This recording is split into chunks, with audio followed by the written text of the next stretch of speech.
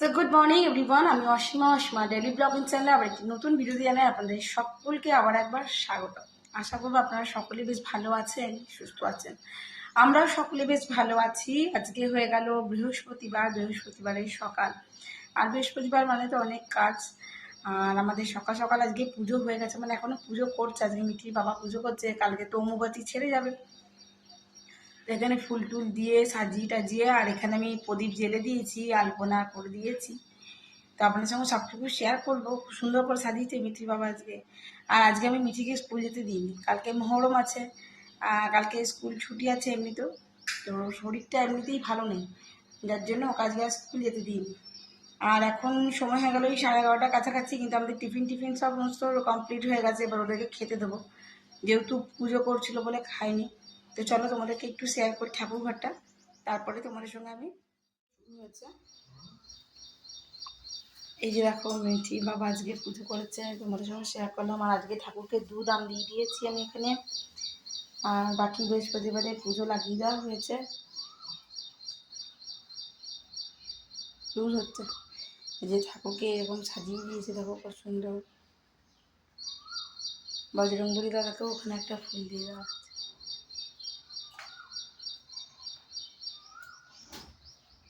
মহাদেবকে সাজিয়ে দিয়েছে। তো এই হয়েছে আজকে আমাদের বৃহস্পতিবারের পুজো। তো আমি যেতে পথে সিঁড়িতে একটুখানি আলপনা মায়ের পায়ের ছাপ করে দিয়েছি। সব ডেলিকার নেই, তোমরা যেরকম দেখে এসছো সেরকম। এই যে আমার ঘরের সামনে জ্বলছে একটি প্রদীপ।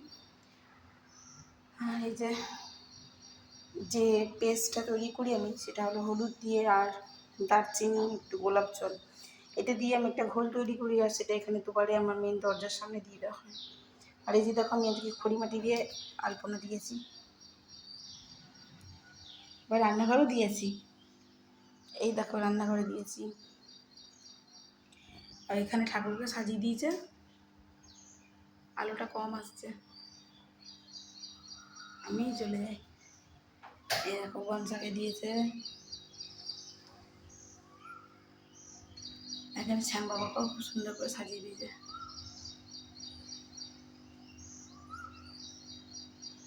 যাচ্ছি শ্যাম,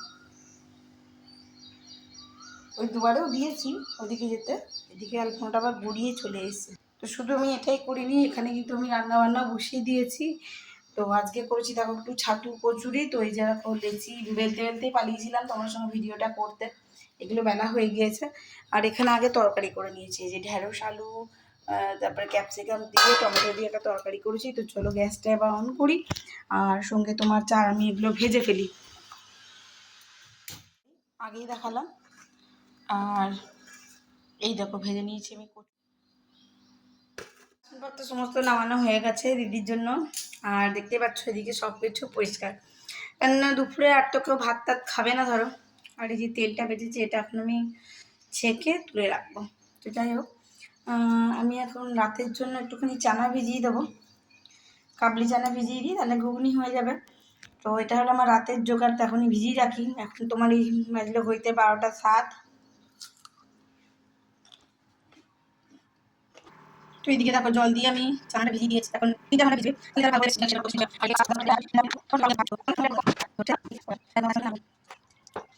অনলাইনে নিয়েছিলাম, দারুণ ঝাল লঙ্কা ঝাল না হলে একদম বোদা বোদা লঙ্কা একদম ভাল লাগে না। তো লঙ্কাগুলো আমি বাইরেই রাখি, ফ্রিজে রাখি না, এই কারণেই যে খুব তাড়াতাড়ি পচন হয়ে যায়। গোছাগুছি করলাম, তারপর জিনিসগুলো ছিল সেগুলো গোছাগুছি করে নিয়েছি। এবার আমি যেটা করবো, এখন এই বালিশের কভারটা লাগিয়েছি, এবারে দড়িটা পরাবো। এই এই সরাটা পরিয়ে দিই, তাহলে আপাতত আমার কাজ শেষ। তারপরে আমি একটু ঘরটা দিই। আর আমরা সেই খেয়েছি, দেখুন বাইরে হাওয়া দিচ্ছে। আমরা সেই খেয়েছিলাম, আপনাদের সঙ্গে শেয়ার করেছিলাম। আর এখন আমাদের পেয়ে গেছে খুব খিদে। আমি তো এই যে আলুর দমটা রাখা ছিল, এই যে চানা ভিজিয়ে গেছিলাম, দেখুন কতটা ফুলেছে। এই আলুর দম ছিল, এটা দিয়ে এখন আমি মুড়ি মারবো, অনেক খিদা পেয়েছে। আর মিঠি বললো আমি মুড়ি ফুড়ি খাবো না, ও মুড়ি খেতে চায় না। তো ওর জন্য এই যে পাস্তা ভিজিয়ে দিয়েছি, pasta plus chow mein plus soyabean. এটা বয়েল হবে, এটা ফ্রাই হবে না জানেন তো। ও এটাকে খেয়ে ফেলবে সস দিয়ে।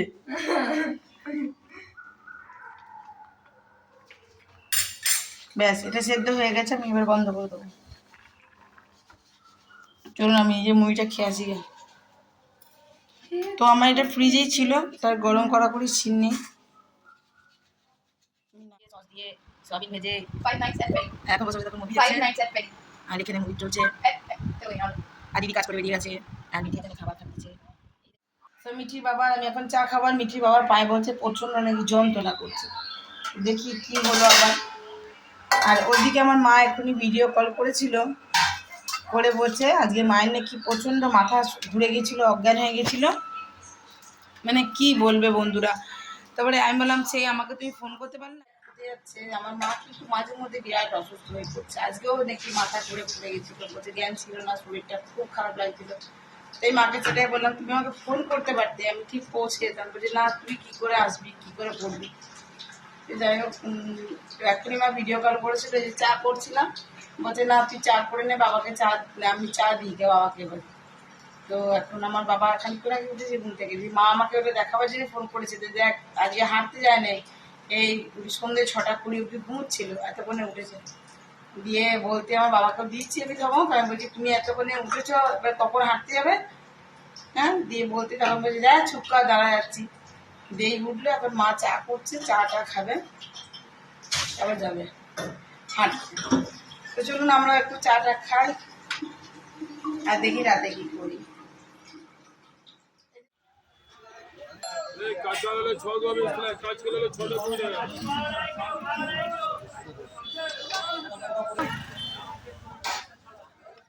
সবজি শাক যা যা এনেছি আর কি মাখন নামিয়ে দিয়ে চলে আসলাম। এই যে আমি কুমড়ো কিছুটা নিয়েছি, মাখন একটা দিয়ে দিয়েছি, আর এই যে আম, এইসবই আর কি মাকে দিয়ে দেওয়া হয়ে গেছে। এবার আমি চলে এসেছি রুটি নিয়ে একবারে। আমি একটা টিফিন বক্স নিয়েছি, দেখো এই দেখো টিফিন বক্স কেন হয়ে গেছে দেখতে পাচ্ছ। আর আমি ঝোলটা খুব বেশি রাখি না, রুটি দিয়ে হয়ে যাবে। মায়ের জন্য পাঠিয়ে দিয়েছি, এই যে মা রুটি খাবে, মায়ের রুটিও এনে দিয়েছি। আর মাকে বললাম একটু ওয়েট করো, আমি তো ব্যানার্জি বাজার গেছিলাম, এসে পরে আমি বানালাম, একটু দেরি হলো। তো যাই হোক হয়ে গেছে, এবার আমরা ডিনারটা করে নেবো, আর আমি শাকটা এবার ছাড়াবো। পরিষ্কার করে আমি এখানে জেলে দিয়েছি প্রদীপ আর ধূপ, দেখতে পাচ্ছ।